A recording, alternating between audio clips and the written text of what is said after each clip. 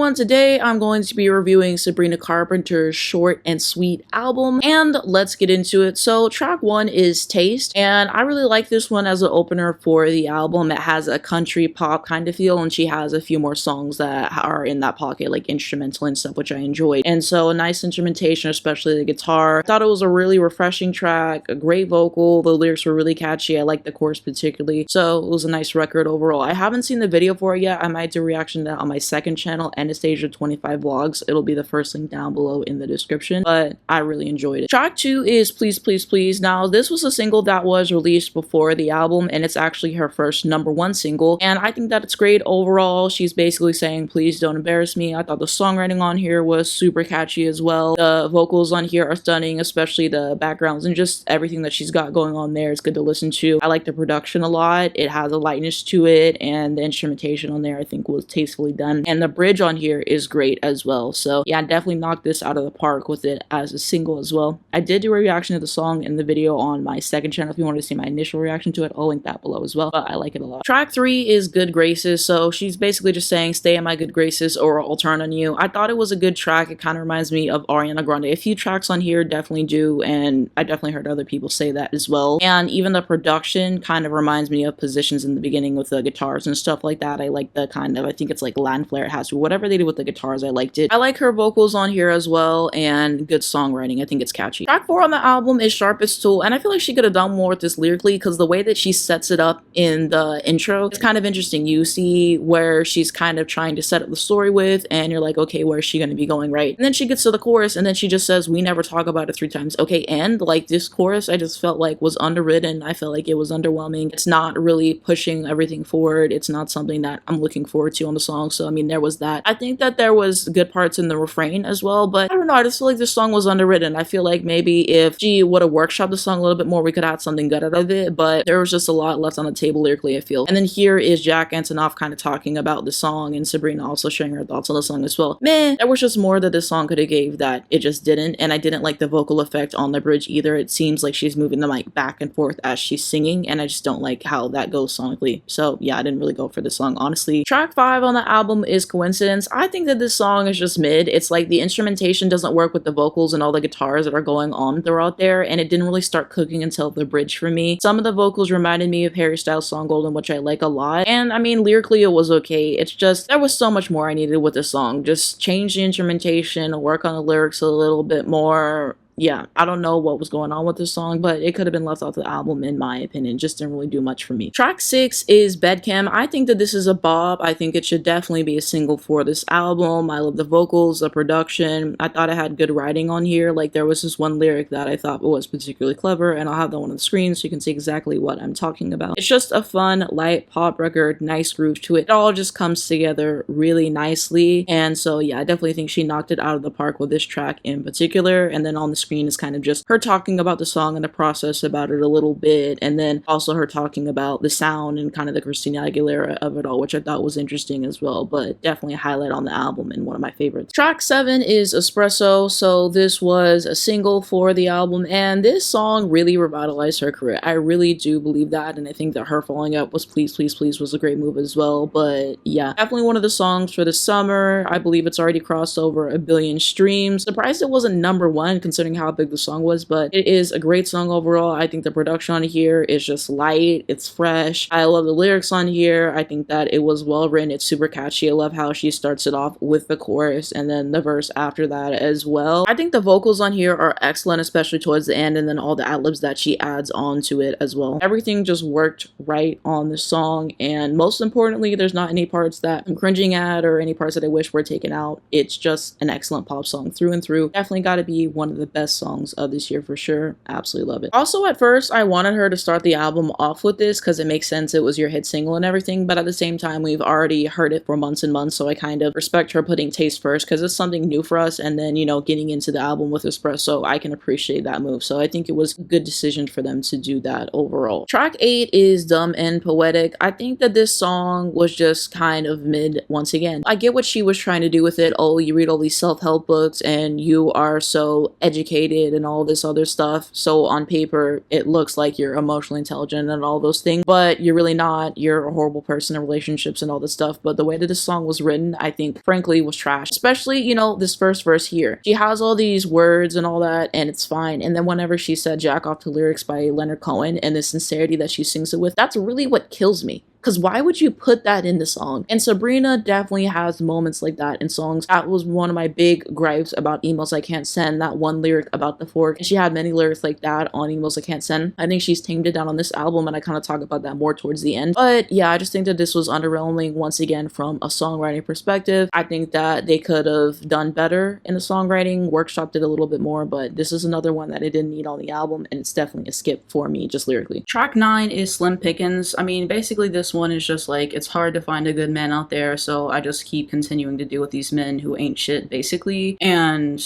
that's kind of the whole premise of the song, essentially. I mean, it's grown on me. I didn't really care for it a whole lot the first time. I think it was better the second and third time that I had listened to this album, I will say. I was kind of a country instrumentation to it and stuff. And one of my friends was telling me that she had like Taylor Swift influences that were on the album in terms of the country stuff and stuff like that, which I don't hear it, but I don't know. I get it. Track 10 is Juno. This is definitely another one of my favorites on the album. I think that the production on here is absolutely perfect. Just the very sunny, light feel to it. I love the vocals on here and the backgrounds as well. Good songwriting. I think it's catchy. I also really like the chorus on here as well, saying, "I might let you make me Juno," referring to the iconic movie. And this is definitely one of my favorite songs on the album for sure. I would like this as a single, honestly. Track 11 is Lie to Girls. This one was another one that I didn't really care about. I thought it was mid. It could have been left off the album, honestly. It didn't really do a whole lot for me. The 12th and final track is Don't Smile. I think that the production had potential, but the lyrics are just meh. And the chorus I thought was very mid as well. Like,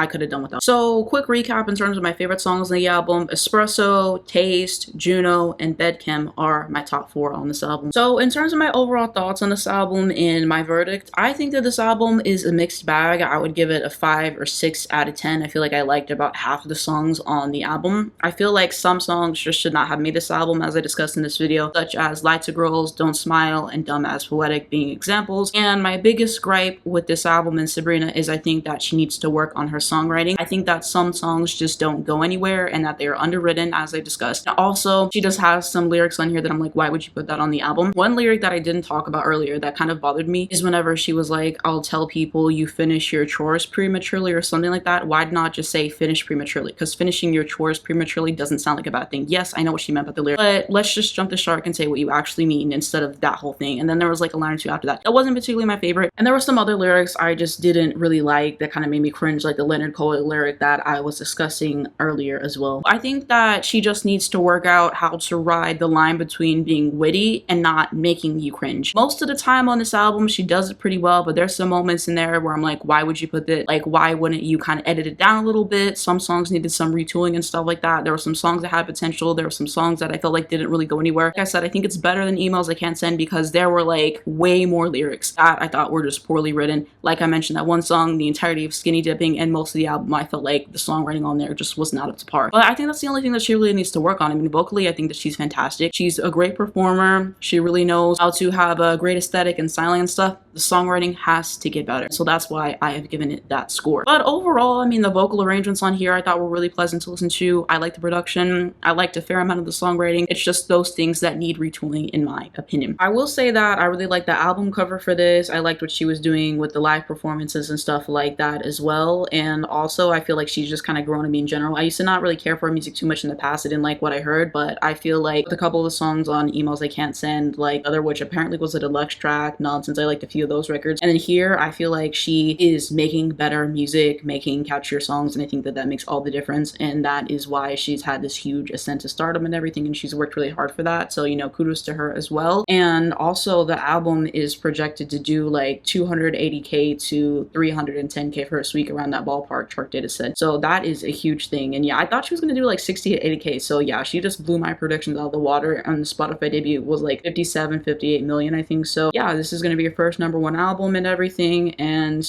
I think that she's made a lot of right moves, and it'll be interesting to see what she does next and if she can continue the momentum that she's gained from the singles and the project. But I think the singles that she released were the perfect ones. I would recommend listening to it though, because it was an enjoyable experience for me. I walked away with some songs that I really did enjoy. I think that there's some fun records on this album. I don't think it's going to end up on my favorites list this year, but I think that you should still give it a listen. And I think that overall, it's not half bad. It's not half bad. So that is my overall thoughts on the Sabrina Carpenter album, short and sweet. Let me know what you guys think down below in the comments though. Do you agree with me? Do you disagree with me? What are your favorite songs? What are your overall thoughts on the album? Is this going to be one of your favorite albums of 2024 or is it not? And let me know why. I would definitely love to know your takes down below on this. But thank you so much for watching this video. If you did enjoy it, give it a like below. It helps me out a lot in YouTube algorithm. I would very much appreciate that. And if you want to see more videos like this, you can subscribe to the channel. I post album reactions, album reviews, music related content every single week on this channel. And if you hit the bell, you get notifications if you want I post and not missing brand new videos come out. First thing down below in the description will be my second YouTube channel. So on there, I typically do a lot of shorter form content talking about the music industry and stuff. So one of my recent videos that I posted is I was ranking all of Janet Jackson's title tracks on her album. I talked about Chapel Roan and the danger of parasocial relationships. Which one of the hip hop releases this year will be the most discussed by the end of the year? Who is having a better debut, Chapel Roan versus Tyla? Which rap girl dropped the best album this year, among other things. So I post videos in there every single day talking about the music industry. I also talk about other stuff like the NFL, the WNBA, Dance Moms. This is one of my favorite shows. I got plenty of videos on that and I have a bunch of other stuff as well. So you can definitely subscribe over there if you would like to see more of me every single day. I haven't missed a day this year and I'm very proud of that and I intend to keep that up. And so down below in the description, I will have that as well as my social media. So Twitter, Instagram, Spotify, TikTok, my Airbuds account. If you would like to see what songs I'm listening to in real time, my top songs every week and stuff like that. And then also free pals. I must educate ourselves on this. Make sure you're registered to vote. I'll be voting for Kamala in November. But thank you so much for watching this video and I'll see you in my next one.